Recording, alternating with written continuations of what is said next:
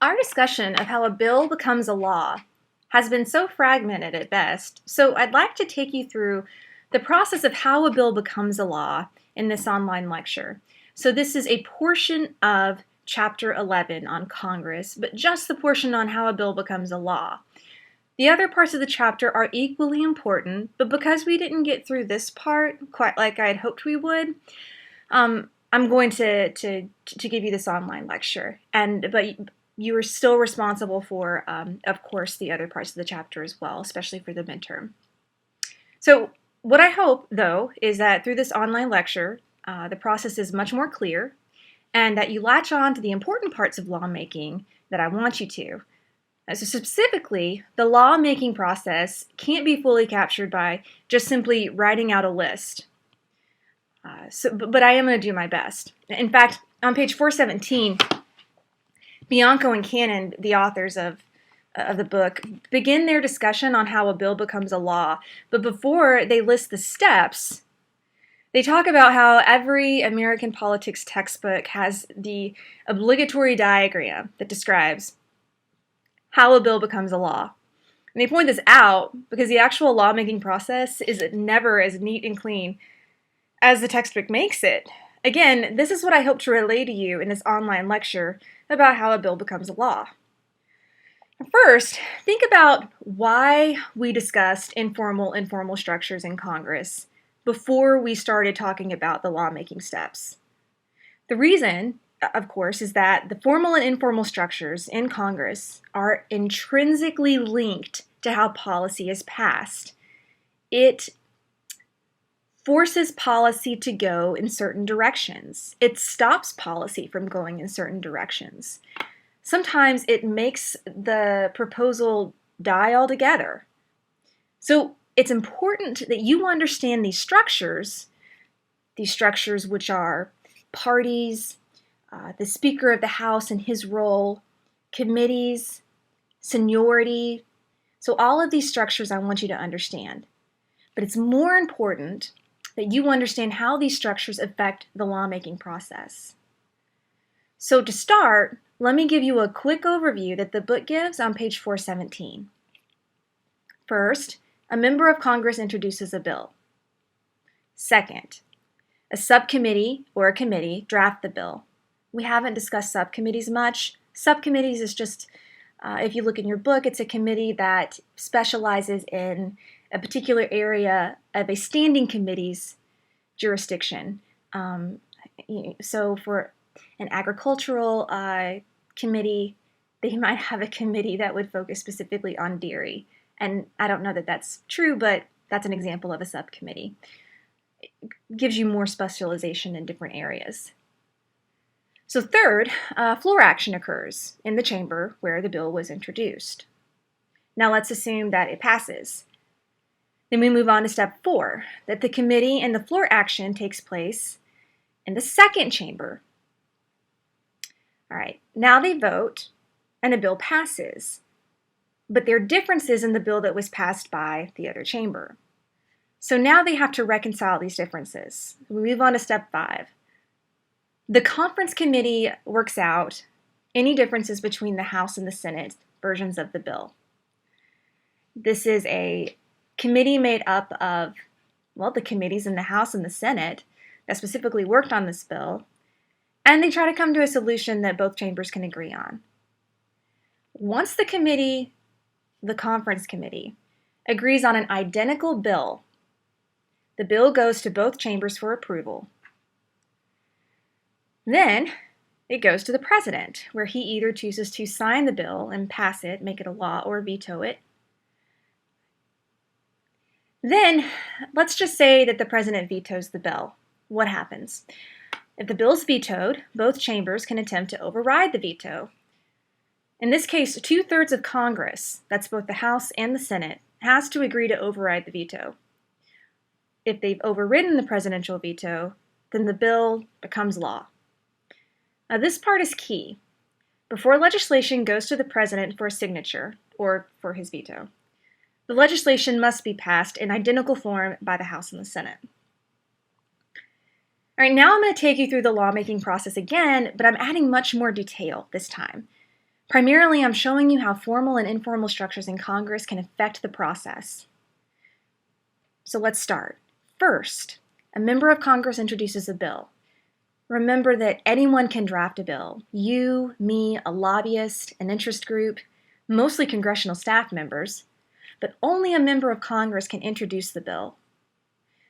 Remember also that a bill can originate in either the House or the Senate, though they mostly originate in the House. House bills are introduced by members of Congress, again this is in the House, by placing a written bill in a wooden box called the hopper. In the Senate, a member of Congress must give the written bill to the clerk of the presiding officer of the Senate.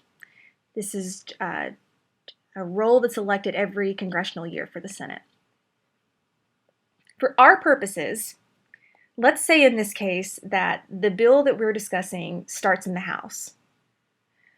So the bills from the hopper get assigned a number, then they're assigned to a committee by a Speaker of the House. The House has 22 standing committees, each with jurisdiction over bills in certain areas. Remember that a standing committee is a committee that is permanent to the chamber, and they hold more importance than any other type of committee. For a list of the other types of committees, you can look at 414 through 416 in your book. Those pages will go over joint committees, select committees, standing committees, a little more information on subcommittees, and of course, the conference committees. The bill is placed with the committee that is most relevant to the topic of the bill. So there are actual rules in place in the House and in the Senate that determine the jurisdiction of committees. As you can imagine, there are times when proposed legislation might overlap certain subject areas. In that case, the bill might be assigned to multiple committees, but if that happens, there is still only one committee that is designated to be the primary committee. This is important whenever the bill is reported out. The primary committee is the committee that has to agree on it to report out the bill for floor action. All right, so what can the standing committee do, or what does it do? And we're referring to the primary committee. The standing committee can defer the bill to a subcommittee, which we just discussed, but in either case, the standing committee is the one to pass the bill on floor action, so even if they submit it to a subcommittee. And the subcommittee will go through pretty much the same steps that the committee goes through, although, again, the standing committee has the last word. So, should they agree to send the bill to the floor, the committee is the one to decide on that, the standing committee. Right. In the committee process, the members study the bill. Here's how they do that. They look at the wording, they look at who it affects, and they have committee hearings. They hear testimony in these hearings from experts that can speak to the issue area in a way that the legislatures maybe can't, so that they make sure that everything that's in the bill speaks to all aspects that the legislative area might touch. So again, they look at experts, they call in for these hearings individuals that are interested in the bill, individuals that the bill might directly affect, and oftentimes a representative from an agency that would implement the new bill talks to the members in the hearings. And so they go through the best way that this bill could be written, administered, implemented. This entire process, well, not the entire process, but the process where they take all of these suggestions, where they take all of this new information about the bill, and they incorporate it and come up with a final version, and that's called the markup. This is the stage, the markup is the stage where the final wording of the bill is determined. The committee chair is the most important member of the committee because she has the chief agenda-setting authority for the committee. It's so important, I'm going to say it again. The committee's chair is the most important member of the committee because she has the chief agenda-setting authority for the committee. And what does this mean? This agenda-setting authority. Why is it so important? Well, committees are inundated with proposals. Remember just the amount of bills that are introduced. I showed you on that website the amount of bills that are introduced versus the ones that actually make it out of committee. So they're inundated with all these proposals, but it's the chair that decides which bills will be formally acted on. So they set the agenda for the committee. They could decide your bill is not on the agenda. In that case, that's it. It's laid aside. Your bill is died. So your proposal is essentially, your bill proposal, any bill proposal, is at the whims of the committee chair. Now, this ties into the partisan aspect of the formal structure too. Remember that party majority in the chambers have so much to do with who the chairs of the party or who the chairs of the committees are. And remember, in the House, it's the Speaker of the House that actually selects the committee chairs. So if the Speaker of the House is primarily Democratic, the legislation that will most likely get passed is Democratic legislation. So the committee then, all right, so let's assume that it's gone through the committee. The committee has several choices of what to do with the bill. Aside from the agenda setting authority, let's say that they do put it on the agenda. The committee then may release the bill with a recommendation to pass it, or revise the bill and release it. The committee could also just lay the bill aside so that the House can't vote on it at all. We just talked about that. When a bill is released, it's referred to as reporting the bill out.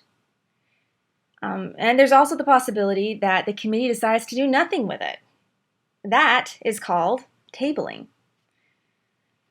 So let's say the bill is released and it's going to go to floor action. Before it does that, it has to go to the House Rules Committee, because remember, in this scenario, the example that we're working off of, the bill is introduced by the House first. So it goes to the House Rules Committee. The bill goes on a calendar, awaits action, but again, before any action is taken, the House Rules Committee controls the conditions in which the bill may be considered. That means that they could decide for the bill to be voted on quickly, to limit debate, to limit or even prohibit amendments. All right, so if it passes, the bill then goes to the second chamber. In this case, it would be the Senate. Well, let's back up. In the House,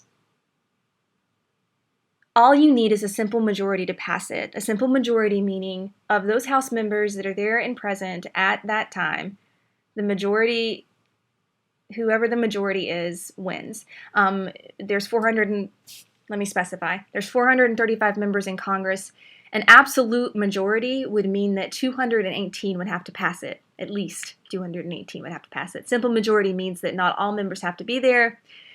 So let's say they pass it then with a simple majority. At this point, it goes to the Senate. The Senate goes through a really similar process where the bill, as the House, where the bill is assigned to the relevant committee. They have rules too that assigns jurisdictions. The Senate only has 16 standing committees though. And so, like the House, they hold hearings, then they create markups. That's the markup stage we discussed earlier. They can make amendments. All the things that they do in the House committees, they do here, with the exception of the House Rules Committee. They can even choose to table the bill, which will result in the death of the bill. So the floor process in the Senate is more open, way less structured, and far more individualistic than the House. In the House, the floor process is very structured, very majoritarian. They lay out specifically the rules and conditions of how the bill can be passed. In the Senate, there's unlimited debate of a bill, and unlimited debate can be affected by filibuster or cloture. Now, filibuster is a tactic that's used to stop a bill. A senator simply talks a bill to death. Those who filibuster hope that the bill supporters back down and just forget about the bill. And bill supporters may back down, especially if they can't stop the filibuster, because if they can't stop the filibuster, there's no point in pursuing the bill for a vote. How can a senator stop a filibuster? Well, they can enact cloture.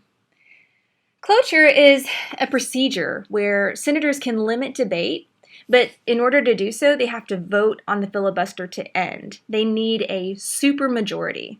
A supermajority meaning 60 members of Congress has to agree to stop filibustering and call for a vote on the legislation. So if the opposing side, those wanting to invoke cloture, have a supermajority that's willing to vote, then they also probably have the majority to pass the bill too. You can assume that the bill will pass. Not all the time, but you can bet. Today, though, a senator's threat to filibuster is enough to stop legislation. We don't see filibusters as often as we used to. That's because senators know where each of the other senators stand ideologically. They know who's more conservative, who's not. They talk about who's going to support a bill, who's not going to support a bill. So typically they know where other senators stand when it comes to positions on legislation. Generally, someone who backs down to the threat of a filibuster knows that they won't be able to muster the amount of votes to get a cloture and win anyway. So there's just no point in going forward with the bill. The amendment process is also open to the House, whereas in the amendment process is also open in the Senate, as opposed to the House, where it's limited. So on the floor, a senator can delay action on a bill by a hold.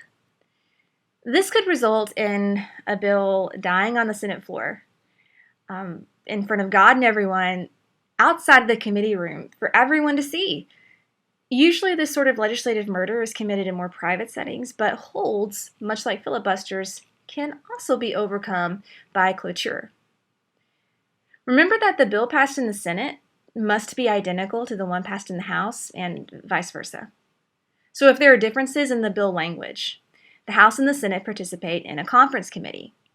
If they agree on a bill that passes both chambers, then the bill goes to the president for a signature. Now, differences do not always have to be resolved in a conference committee.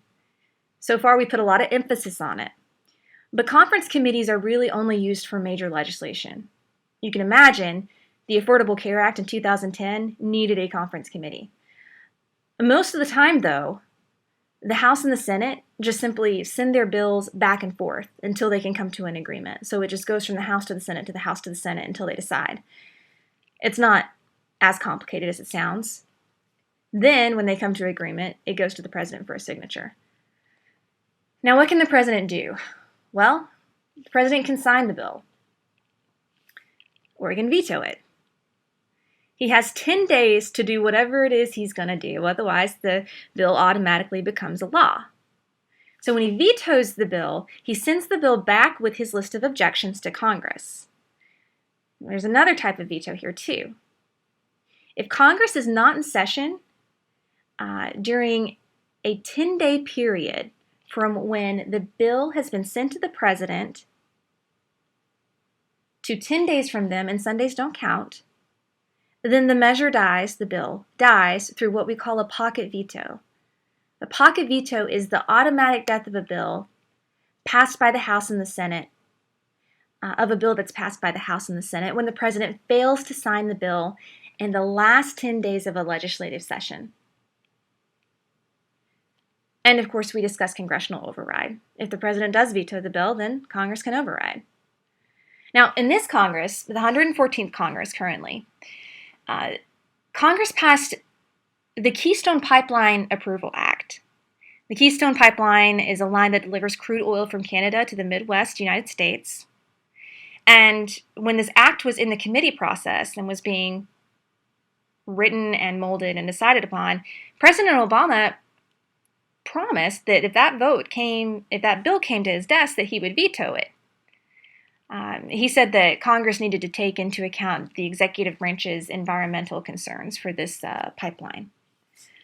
So the bill was passed, and President Obama vetoed it.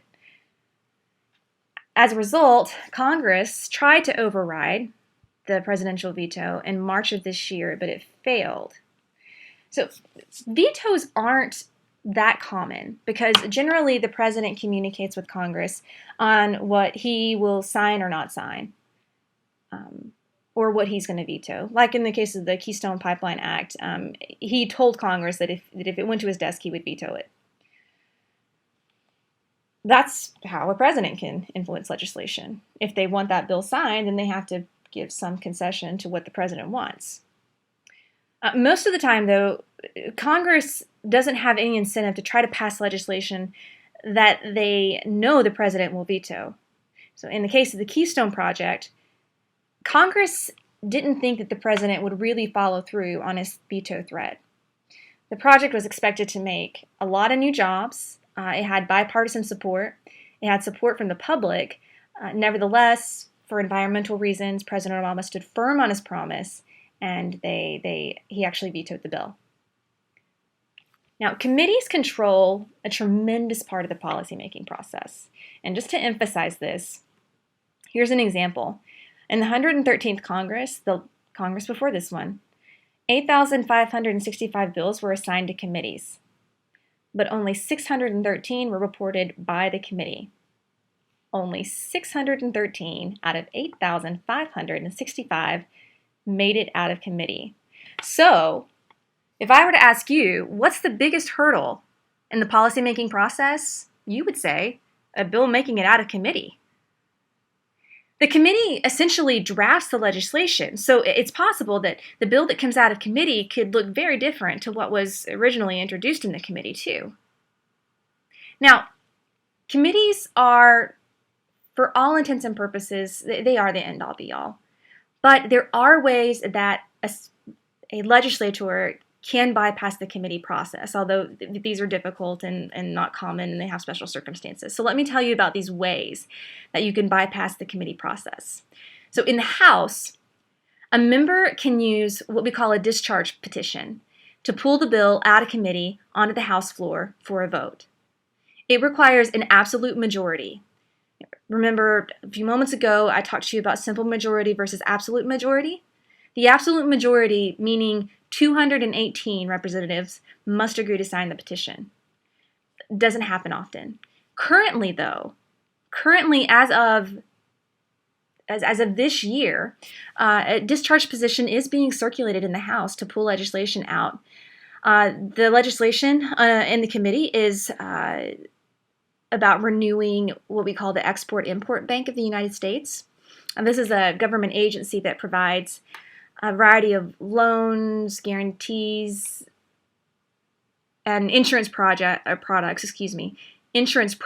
that are intended to aid the export of American goods and services. So it helps us with international trade. Now, the mission of the bank is to create and sustain U.S. jobs by financing the sales of U.S. exports to international buyers. The picture you see here on the screen is Representative Adam Kinzinger. I hope I said that right. He's a Republican from Illinois, and he's actually in favor of this bill getting passed, and one of those that's trying to get the discharge petition signed. What you see here is he's in a House subcommittee hearing in Washington back in January. Again, he's signed the petition, wants to see the bank renewed. In the case of, they call it XM legislation, the Export-Import Bank legislation, House party leaders are stopping the bill from exiting the committee. Remember, parties have such a strong hold in the committee process. The Senate has already approved the measure, actually, to reauthorize the bank. They approved it and passed it back in July, but when it went to the second chamber, which is the House committee in charge wouldn't let it come up for a vote. So there's an obvious way, so that's one way. There's another obvious way that legislation can bypass committee, and that is, though it's not technically bypassing the committee process, in short, the bill can change once it gets to the floor vote. So amendments can be made. In the House, they're subject to conditions set by the Rules Committee, but it is possible for the bill to be molded in a particular way that the committee didn't want to begin with. In the Senate, there are even more opportunities for this because remember, unlimited debate, the ability to offer amendments at any time, and sometimes the bill gets referred back to committee when the bill changes in this way through amendments, but sometimes it doesn't. And in that case, you have successfully bypassed the power of the committee. A third way to bypass committees is usually used in instances of budget negotiations. Here, the president may decide to have what we call a summit meeting with party leaders to kind of hammer out a budget that they know that if they send it to the president won't veto. So party leaders agree, the president agrees. It's a way to avoid the back and forth that, had they gone through the normal process, it would just take far too long. And establishing a budget is just too important. So they decide to hammer it out without a committee. Although a real budget hasn't been passed in quite some time, so only short-term measures for the budget has been passed. So the president and Congress haven't done a very good job in agreeing. These summit meetings haven't been overly effective. The fourth type of way to bypass a committee is through omnibus legislation. All right, these are very large bills, so this is the definition for an omnibus legislation. These are very large bills that often cover so many topics and contain extraneous or pork barrel projects. They're usually put together with re-election in mind, which is why it contains pork barrel projects. It's just, it benefits, because there's so many different pork barrel projects in it, it benefits people to want it to get passed. Everybody wants it to get passed because it's going to allow them to bring some bacon home to their district. Now, instead of assigning these omnibus legislation to committees, usually a legislative task force will format the bill, and then they'll guide it through Congress. And again, remember, there's an incentive with this omnibus legislation because there's so much stuff in it that can benefit everybody that it's hard to say no to it. So typically, everybody's on board, typically. All right, so I've alluded to and have been overt in telling you the many ways that the Senate and the House processes of lawmaking are very different. Primarily, it's their structures that make them different. For example, the House Rules Committee in the House makes the lawmaking process in the Senate much more different than in the House. Your book gives 3 primary ways that the legislative process differs among the 2 chambers. So first, the difference is in the continuity of members. The continuity of membership in this chambers impact the legislative rules. For example, a senator's term is 6 years. Of course, you all know that, where a House member's term is 2 years. So in the Senate, every congressional year, 2/3 of its members return to the next session without having to face re-election. That's awfully nice. Rules in the Senate, because of that, have been much more stable than in the House, because the House resets their rules every year, and sometimes with people there that have never been in Congress before. Entirely new members in Congress. So the continuity of membership in the chambers affect the legislative rules, which in turn it makes the lawmaking process between the 2 branches different. Let's go to the second difference. The second difference is the way in which the bill makes it to floor action. Your book doesn't give a very good example of how this affects the process. Of course, you could probably guess the biggest difference here is that the House requires bills go through the House Rules Committee before it goes to floor action, and the Senate doesn't have a committee like that. The third and final difference that your book relays is the structure of the floor process. So remember that the Senate has unlimited debate, so much less structured than the House because of the sheer size difference.